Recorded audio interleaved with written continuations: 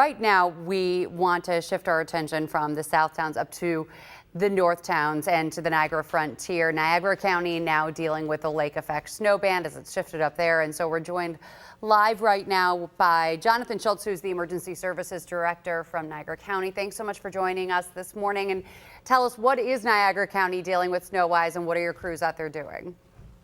Thank you for having me this morning.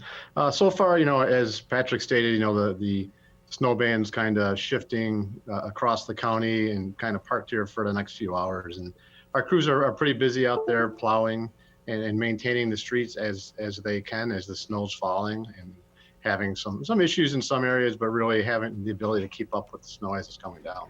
Once it finally moves out of Niagara County, any thought to sharing resources with some of the harder hit areas in Erie County? Because they could certainly use the help. Oh, absolutely. Once the snow shifts out of the county and we catch up to where we know everything's safe and maintainable, I'm sure we will definitely be reaching out to Erie County and providing any assets and resources we can to help them get out of the snow. We are seeing live pictures right now from Niagara County where it really does seem to be coming down. So what are the priorities as we stand right now at nearly 11 o'clock on Saturday morning? What are the hardest hit areas, and what are you doing?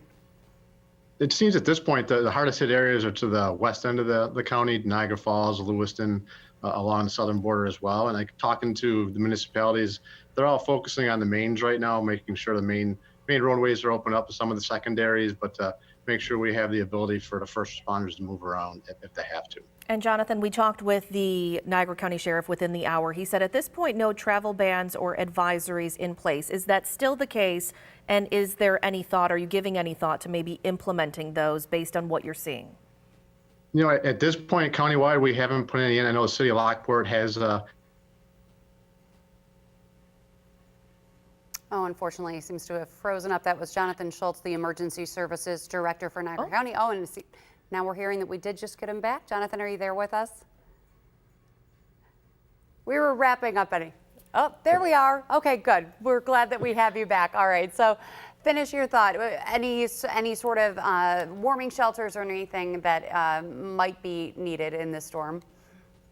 Right now, no. We're working with the first responders and filling in any gaps that we might need throughout the day to provide safety for the citizens. And very quickly, you said something about the city of Lockport, but then you got cut off there. If you could just reiterate that in terms of driving.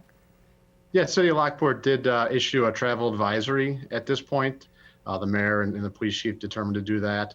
Really, the biggest thing to realize is anybody on the road, please be careful and safe. The roads are very slick and very icy.